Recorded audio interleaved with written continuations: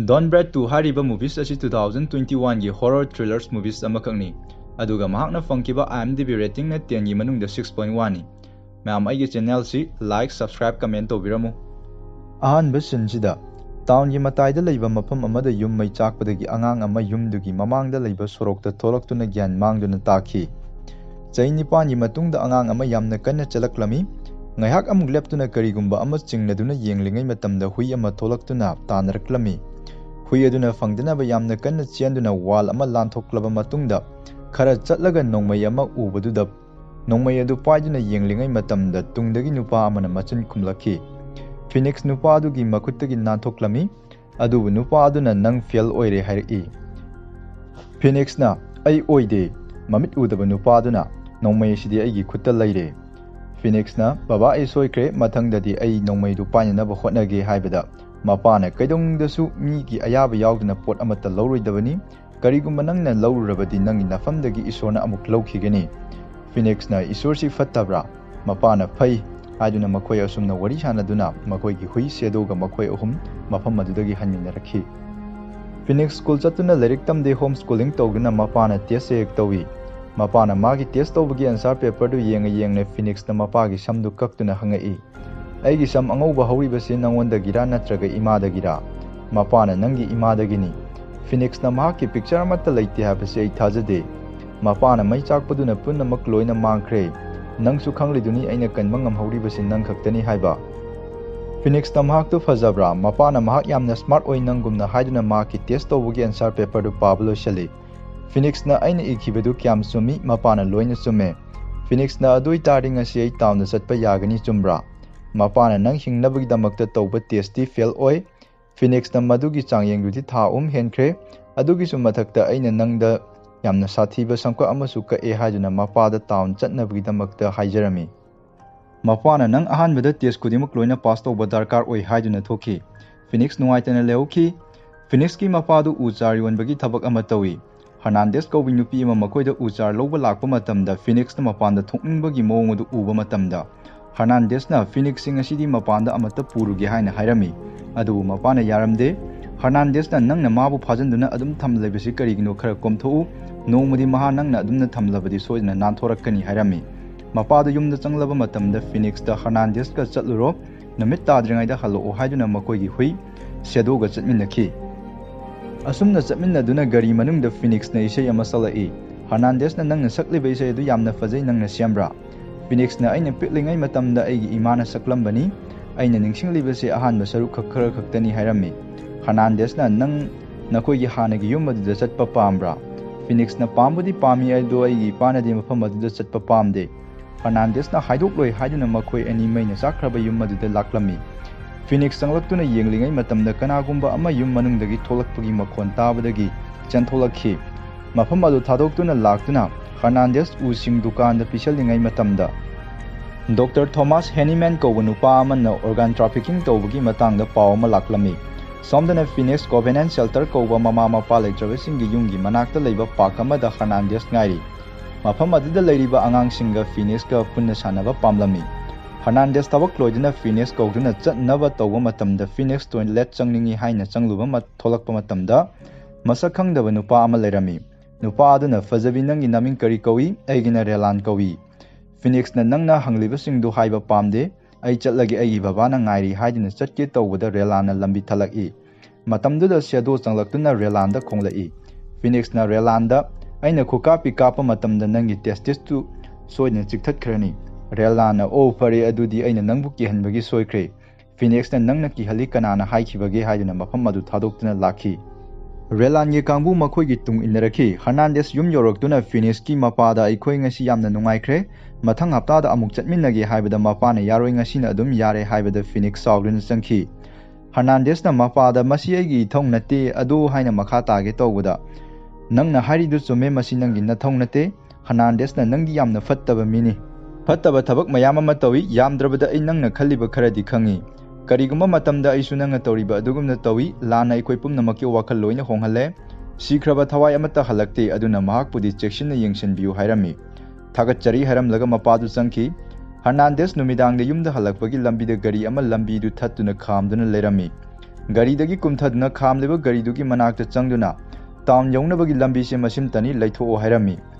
Relana Hernandez ki furitta yengduna nang thabak tawrambra aikhoisu tawrami Hernandez na iraktara. Relana mani wari makha sum tabaduda Hernandez na maki nongmaidu utduna garidu leithoo hairami. Relana hoi nangna pamlabadi haiduna leithokhi. Hernandez magi garida kaduna thongnaba tawringai matamda Relangi mi amana tungdagi seatbelt na khawrida lakshalaktuna nungthangna thaduna mafamduda hatki. Phoenix ki mapana lirik ama piduna mathang thada paba loisilu hairami. Phoenix na hoi loisenge mathang sahidagi school chatpa pami. Mapana masisu school amani. Phoenix na asengba school da marup singa punna taminnaba pami. Mapana homeschool sina khudong thiba pumnamuktagi hena fai. Phoenix na ai atopa angang singumna leiba pami aigi marup leiba pami. Mapana sauna yare nangi wari du to aigi ichama leikidre aduna nangbudi aina manghallaroi. Phoenix na ado ai thanta ngaire. Mapana mathanta leiba haibasigi atra nang khangde. Nangidi ai leirisidi haina haibada Phoenix na nang khaktadi mapung phadi hairakpadagi mapadu karisu haramna mai muthatuna kumki. Makhoigi sedo du karigumba ama chingnabadagi chenthokhi. Mapadu sedo gi chananaba khara puduna kaurami lakmandabadagi magi furit adu lesanduna thina thoknaba tawringai matamda Relangi kangbu adu changlaktuna leirami. Mapadi karisu khanglamde sedo thiba thokhi. Adudagi ni makoi Phoenix thiba horoklami. Mai amu hana thangalaktuna khongthang makol khara tabadagi Phoenix lotlami. Mahaksu khange lakliba miyosing adu fattaba mini khangduna yamna haina singna lotlami. Somdana makoigi sedo du siduna taduna leibadu mapana thengnare. Sedo du nongmaina kaptuna hatpani haibasu khanglami. Phoenix thong hangdoktuna mapanda thoke tawbadan thongi mingselda nupa amana nongmai maru ama kapsilaktuna nupa aduna Phoenix da nongmai namduna sum changsilaktuna thong mapa yoroklaba matamda matungdagi nupa adugi khawrida mapana konsilakhi aduga Phoenix da box manungda layu haina laroki nupa aduna magi yapliba nungthangduna mapagi mapambomda yansinbadagi thadoktuna mapadu amuk lotki Phoenix su makhada kumthaduna upu manungda changlaba matungda wanthaki sokpadagi mapadu unsa oisinaba gam amana sokpa mafamsing adu napsalami Relangi mi amasu mapadu thiba laklami thiba lakliba nupa adu tunglomdagi mamit udraba Phoenix ki mapana attack tawrami somdana Relangi mi singna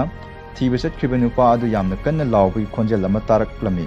madu tarakpadagi mafam aduda laktuna thiba matamda makoigi mi adu manaton amadi machinban kamna loina napsanduna sidogi tawduna leirami nupa adu changlaktuna mamaida screwdriver amana huttuna sor holanki lakliba nupa aduna ure madudi mahakse retire tawraba navy seal ni haiba khangle gamna napsankiba nupa adu yamna wana hogatuna likli ama thugaiduna likli machet ama chimbandu lenthatki Phoenix gyal laklaba matamda mana leiriba box adu ising thajalakpadagi thange tawramle somdana mapa adu yot ama paiduna Phoenix ki manakta laktuna mana leiriba mafam adu yaunabagi ka adu atopa mi sing changlaktanabagi damaka thingjalami ising thajaliba nupa adu mapa adu kumtharakle haibadu khangbadagi nongmai paiduna hatnanaba siam sarami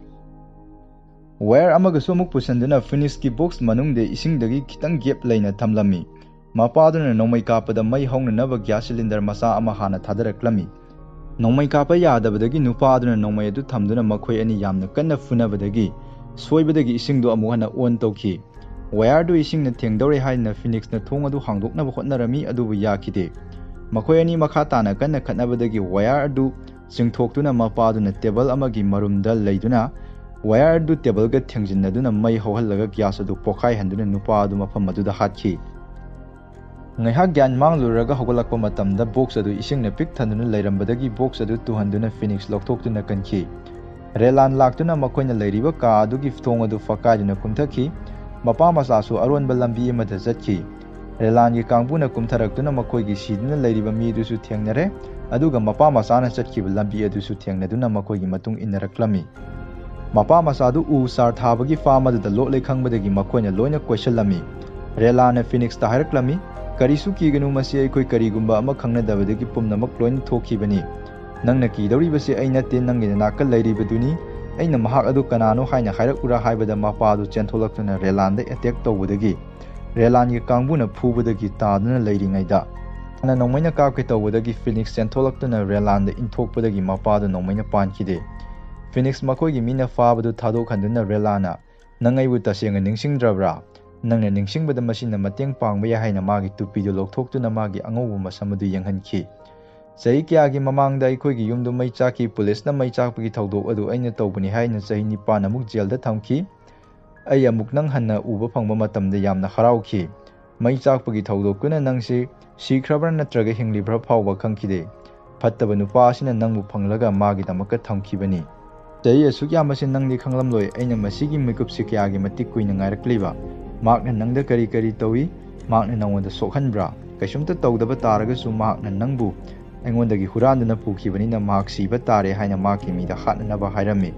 Maki misingna mafam maduda hatke tawbada relana angangi mamangda hatkanu haina mapanda puthoktuna hatlu haibadagi chingkhatluba matamda mapaduna amukhana makoidi attack tawramduna chenki. Mafam maduda nongmai kya kapsanki. Relana angangdu garida hapchalura makoi nupasi hatki ke haina thibu chatki. Phoenix puduna lakliba nupaduda Phoenix na makhongda yot amana thenki. Sauduna angang adu thamduna phuduna nang kanano haiba ai darkar tade nangonda hauji lamchat tambiba darkar oi haina angang adu fuge tawuda tunglomdagi mapana yot machin tumba amana makhoida yamchalakhi. Tinduna tukraba matungda Bresan amana Phoenix ki mamangda Phoenix na tuo haiba tadana yamna tamthina mafam aduda hatki. Relan hoisu Phoenix na kana lawbugi makhondu tabudagi fam aduda amu halakpada makoigi mi ama siduna leirami. Aduga makoina khange adudi mapa masadu amu khana yumdu sangkre haiba. Makoigi mi ama amuk changge tawbada relana khamduna to masigi apangba game se sanaragumsi. Makna ikoibu magi matung inba pami hairami. Somdana mapa masadu yumduda amu halaktuna aronba ka amada Phoenix tu sang naba tawrami. Phoenix ki mapana litlamba furit adu relana puraktuna makoina purakliba hui aduda manam namanduna thadoraklai. Ka aduda ka naba tawringai matamda Phoenix na hangai. Makna haribado achumbra aigi asingma mingkari kawi aigi birthday karamba matamdanu aigi asingba hayu haina kana launari matamda hui adu chenkhalakhi. Phoenix ta mapana chelo haina laurakpadagi ka amada thonglon sanduna laiki. Mapa adu makoina kanaba tawriba ka adu kakatuna huidagi nanthoknaba yamna kana hotnarami. Yaraktabadagi kaptuna hatke tawudagi mafam aduda leirama pot amana hui adu tholaktanaba phajanki. Phoenix ka adudagi thongnawda tholaktuna jungle da chatpa matamda relangi mi amana faduna pukhi. Phoenix tu fanglaba matungda relana yumadu molotov langsinduna mai thanaba tawrami. Angang fanglakhiba nupaduna tholaktuna yumadu mai thadanaba hairami maramdi makoina purakpa hui adu yumna changkhibadagi tholaktribanina. Relana nang changlaga yummasidayista thiba pambra huido haina hangba matamda nupaduna pamde haibadagi yumadu molotov langsinduna mai thadoktuna makoi hankhi.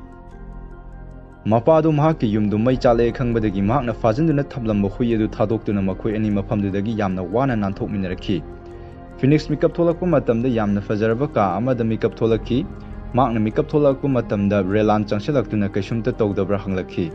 Phoenix na mahakna hangliba question du khumbagi mahutta makhoigi ka adu thong hangdoktuna leiba du yenglami. Relan na thongsu hangdoe nang amuk hana fajanduna thamlaroi. Phoenix na nang na haribadu ai chatpa yarani haribra. Relana hoi nang na pamlabadi chatpa yagani natraga mafam masida leiraga nang sin nasana kananu haibadu khangjaba yagani haina hairami. Phoenix na amu hanglai aigi ichin inaw leibra aigi birthday karma matamdano aigi imagi maming kari kawi haina. Relana maki machin manaw amata laiti February 20 da maki birthday ni adugi maki mamagi maming na Josephine kawi haina kungki. Phoenix na aigi imaga aiga manabra. Relana manay nangi ming na tera kawi. Nupal na nangwanda hariba singado aranba ngaktani. Phoenix na mahak kaidaw haure hangbada relana mahak na tawzabana mahak na fangjabani. Adoy soykre nangsu soyde. Phoenix na ay chatpa pami. Relana kadayda chatkadawriba. Phoenix na ay nakhangba laifam amada.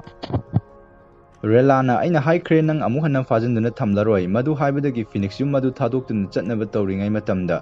Hernandez ka chaminnaringay matamda mahak na sakhiba isay adu wheelchair da phamba nupi amana salakhi. Isay adu salakpadagi mahaki mamani khangduna yumduda amuk hanna leiduna mahakna angang oiringaygi photo sing adu yengminnaringay matamda mamado lok yamna kanna khubadagi I yaurakhi.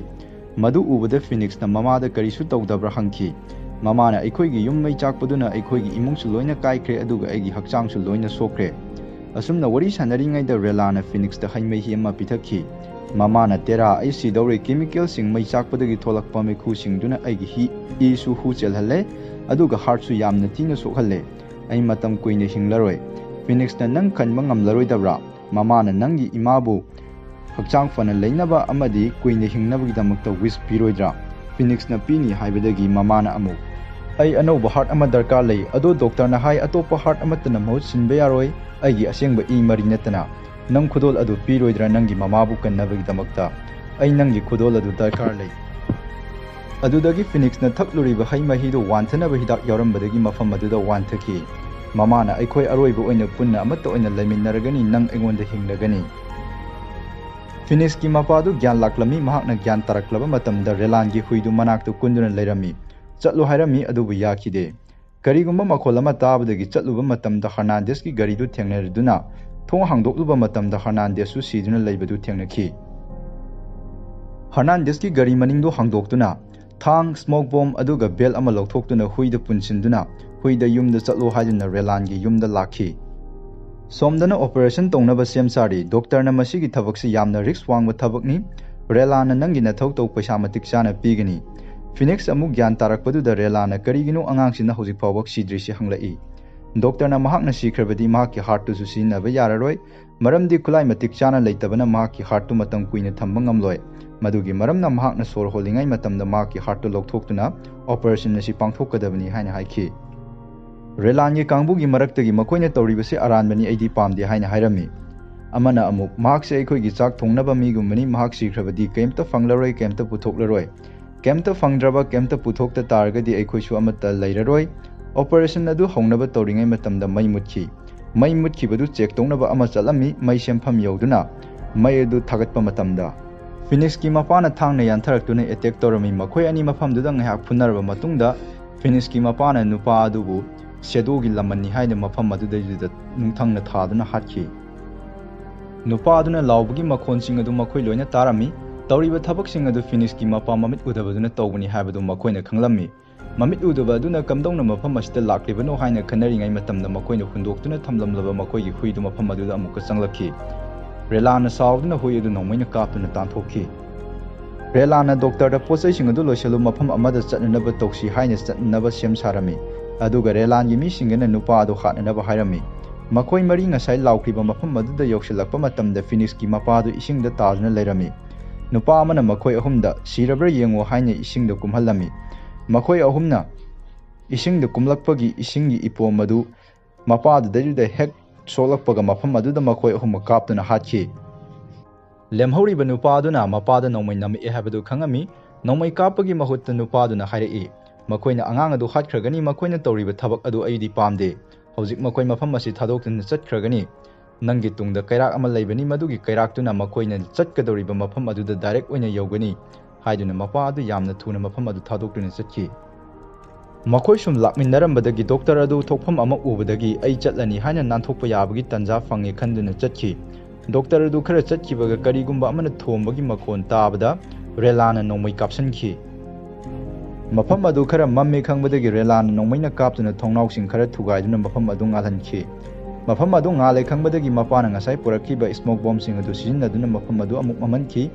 amamba maraktudagi relanda gyanmen taduna furakki relana sawduna nomai kapthokki adubu mahakna kapkriba nomaido maki nupido oina panki mahakki nupigi wheelchair du ising yaudaba swimming pool amada thokthaki mama adu Phoenix ki makhutka punminnabana Phoenix makhada taduna bakkanna yanduna leirami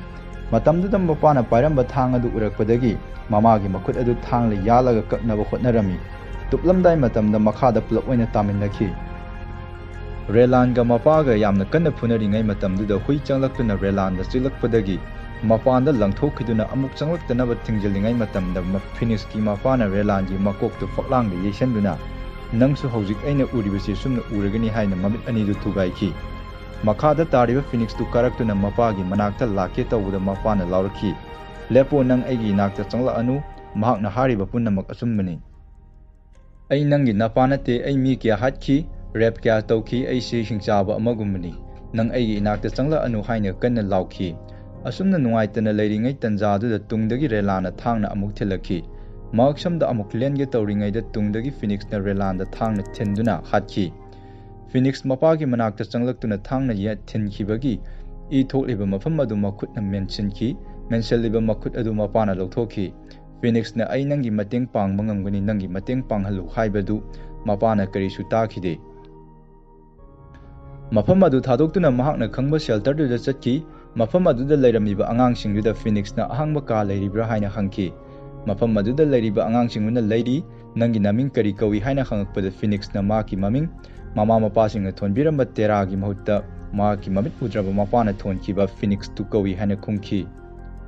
last in the huidu amuk changtuna Phoenix ki mapagi makutta lektuna manakta kunki mapagi makutu zu kitang lengaktuna film asi asumna marau leina losinki